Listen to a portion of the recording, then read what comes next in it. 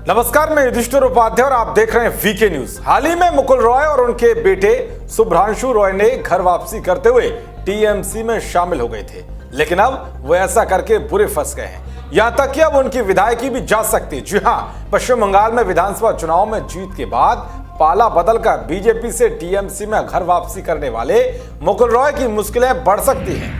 BJP के दिग्गज और पश्चिम बंगाल में विपक्ष के नेता शुभेंदु अधिकारी ने विधानसभा अध्यक्ष को एक याचिका सौंपकर उन्हें अयोग्य घोषित करने की मांग की है। इसमें अधिकारी ने कहा है कि टीएमसी नेता मुकुल रॉय 83 कृष्णनगर उत्तर विधानसभा क्षेत्र से बीजेपी की टिकट पर जीते थे। टीएमसी में शामिल होते वक्त उन्हें इस्तीफा देना चाहिए था, लेकिन उन्होंने ऐसा नहीं किया। अधिकारी ने रॉय के टीएमसी में शामिल होने के बाद दल बदल विरोधी कानून का हवाला देते हुए इस कार्रवाई की मांग की है। शुभेंदु अधिकारी ने इसको लेकर ट्वीट किया और मुकुल रॉय पर निशाना साधते हुए कहा कि बीजेपी के टिकट पर पहली बार चुनावी सफलता का स्वाद चखने वाले मुकुल रॉय अयोग्य हैं। उन्होंने कृष्णनगर उत्तर सीट के मतदाताओं को धोखा देने से पहले इस्तीफा नहीं दिया। इस मामले में बीजेपी की आईटी सेल के प्रमुख अमित मालवीय ने कहा है कि तृणमूल कांग्रेस में शामिल होने के बाद ही मुकुल रॉय को खुद ही विधानसभा से इस्तीफा दे देना चाहिए था, लेकिन उन्होंने ऐसा नहीं किया। उनको अयोग्य घोषित करने के लिए एक याचिका पश्चिम बंगाल के विधानसभा अध्यक्ष को सौंपी गई है।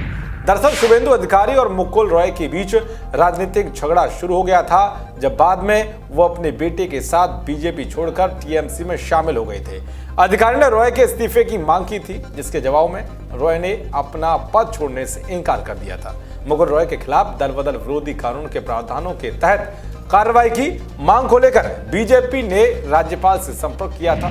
पार्टी ने कहा था कि तोड़ना जोड़ना टीएमसी की गंदी राजनीति का हिस्सा है।